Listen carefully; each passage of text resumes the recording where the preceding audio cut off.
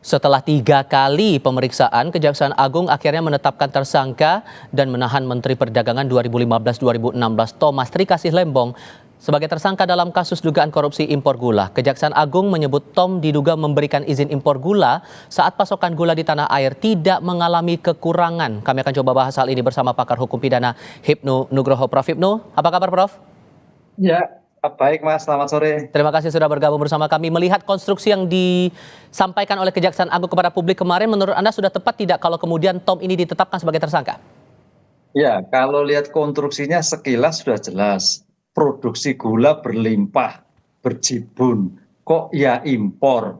Satu, impornya itu kepada pihak swasta. Harusnya kepada pihak BUMN. Itu sudah kelihatan sekali konstruksi sebagai sifat melawan hukum.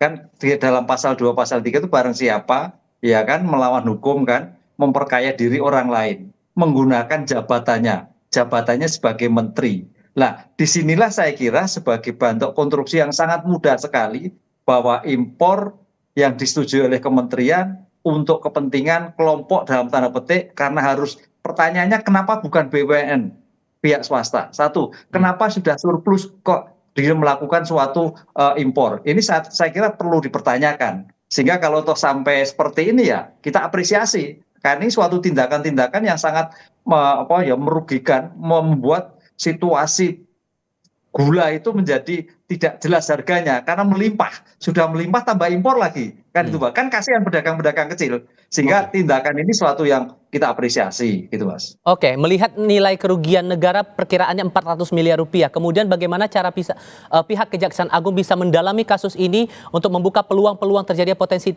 tindak pidana lain begitu? Ya, disinilah dalam suatu korupsi itu tidak sendiri Mas. Tadi Kak Pusper sudah menyatakan ada pihak swasta. Ini suatu menarik. Sekarang nanti pihak siapa saja.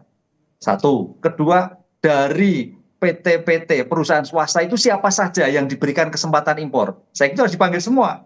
Ini yang menarik. Jadi tidak hanya berdiri pada Pak T, kemudian Pak L yang sekarang dilakukan suatu tersangka, tapi perusahaan siapa saja yang menerima.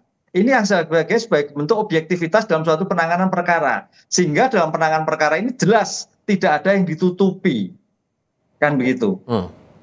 Oke, kalau melihat Anda sebuah dalam rangkaian setidaknya untuk saat ini sudah jelas bahwa ada upaya tindak pidana di sini, tapi di sisi lain ada yang melihat bahwa ini tampaknya ada upaya politisasi di balik kasus ini. Kita ingat bahwa dalam pemilu kemarin dia bagian dari tim pemenangan dari salah satu pasangan calon, dan ini jarak waktunya cukup lama, kasusnya 2015, tapi kemudian diumumkan dan ditindak ini baru di tahun 2024. Merespon itu gimana?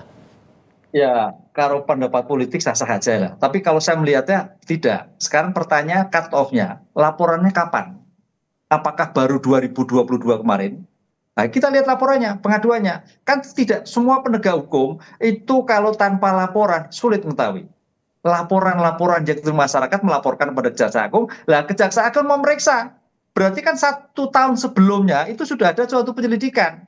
Itu walaupun perkaranya perkara 15. Ini yang kita apresiasi Mas Tifal. Kenapa? Kalau itu 15, sekarang 2004, potensi nanti kalau mulur-mulur bisa daluarsa. Kita harus berpikir positif. Jadi kita harus apresiasi kejaksaan. Sekarang itu 2015, pemeriksaan saya kira laporannya itu adalah mungkin 22, 23 baru bergerak. Karena penegak hukum, apakah itu polisi, apakah itu jaksa, ketika menerima laporan harus bertindak. Kalau ketika belum bertindak. Karena agak sulit. Bukti awal dicari itu berdasarkan laporan yang ada. Siapa? Laporan masyarakat. Apakah itu taran politik? Walau alam. Tapi itulah bukti yang ditemukan dalam suatu fakta di dalam pemeriksaan awal. Kan itu loh. Oke. Bagaimana kemudian peluang untuk memeriksa pihak-pihak lain untuk bisa mendalami lagi kasus ini? Apakah mungkin dari di luar Kementerian Perdagangan bisa didalami lagi, atau mungkin dari menteri-menteri sebelumnya, atau gimana merespon itu? Ya, sekarang tinggal bagaimana teknik investigasi kepada Pak mantan menteri dan pihak swasta. Apakah pihak mantan swasta ini akan pasang badan? Apakah memberikan kejelasan? Satu. Kedua, kalau itu memang sudah ada pemeriksaan sekarang dokumen, saya kira dari dokumen sudah kelihatan Mas. 2015 sudah maju loh, Departemen Perdagangan sudah maju loh, IT kelihatan perdagangan itu siapa saja menerima, ada semua. Sehingga ketika screenshot data-data itu siapa yang terlibat di dalamnya.